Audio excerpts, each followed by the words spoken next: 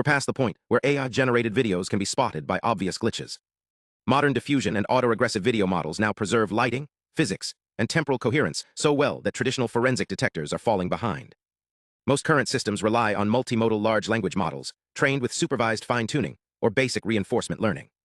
But those approaches have a fundamental blind spot. They optimize for surface-level correctness, not verifiable reasoning. Today, we're breaking down a new framework that changes how we train detectors for synthetic media. Instead of just rewarding a correct label, researchers introduce meta-detection, pairing it with a mathematically grounded reinforcement learning reward structure that forces models to actually verify their own evidence. Let's look at why current methods struggle. MLLM-based detectors generally fall into two camps. The first uses supervised fine-tuning on visual chain-of-thought annotations. You feed the model human-labeled or teacher model-generated reasoning traces, and it learns to mimic them. The problem is overfitting.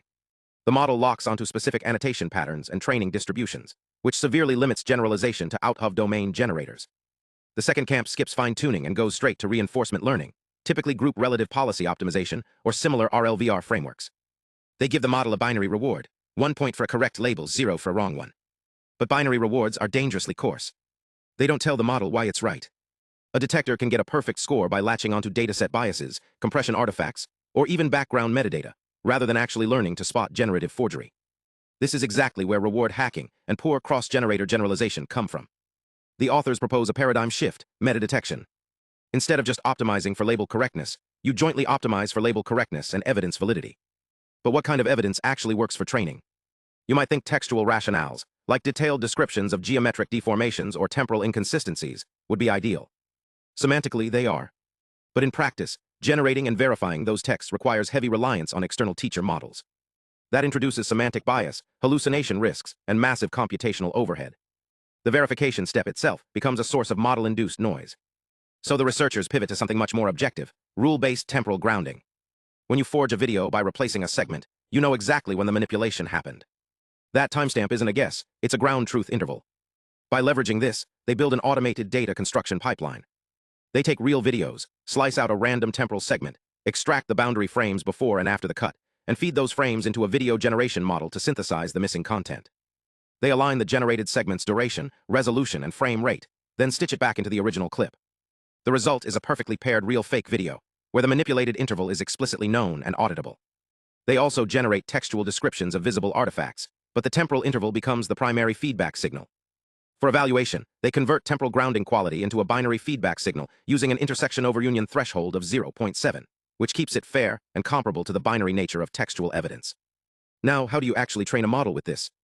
You can't just slap a temporal IOU score into a standard RL reward function without breaking the optimization landscape. That's where their core algorithm comes in, Evidence-Guided Reward Redistribution, or EGRR. Let's get technical here, because this is where the math does the heavy lifting.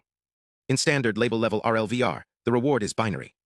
EGRR changes the game by redistributing rewards only among label-correct responses, based on their evidence quality. Here's the critical constraint they enforce. The total reward mass for correct predictions must remain exactly the same. They prove this through a zero-sum property. For any fake video, they calculate the average evidence quality across all label-correct responses in a sampled group. This becomes a group-relative baseline. If a specific response has evidence quality above that baseline, it gets a reward boost. If it's below, it gets penalized. But because the adjustments sum to 0 across the group, the average label-level reward is preserved. The label objective isn't compromised, it's just refined. Mathematically, this means the evidence signal is orthogonal to the label signal. The policy gradient induced by EGRR doesn't shift the baseline reward distribution. Instead, it creates a pairwise preference structure among correct responses. It effectively tells the model, you got the label right, but this reasoning path is stronger than that one, so reinforce it. And here's the elegant part, EGRR has an adaptive fallback.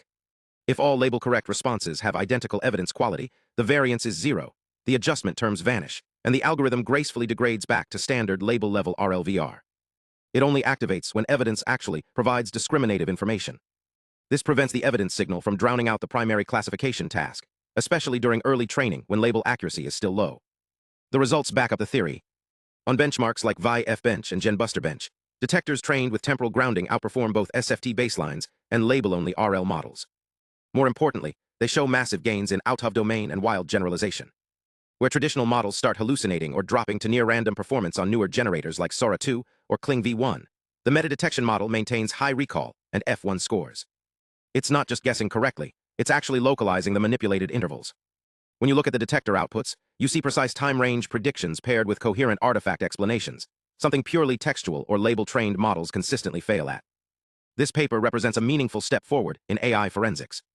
By treating evidence as a verifiable, rule-based signal rather than a probabilistic textual guess, and by mathematically guaranteeing that reward redistribution doesn't distort the primary learning objective, the authors create a training loop that actually forces detectors to learn why a video is fake.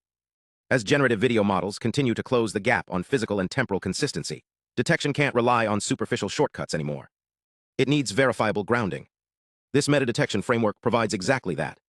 If you're working in AI safety, media forensics, or multimodal model training, this is a paper worth studying closely. Let me know in the comments how you think reward redistribution techniques like this might scale to other multimodal verification tasks, and I'll see you in the next one.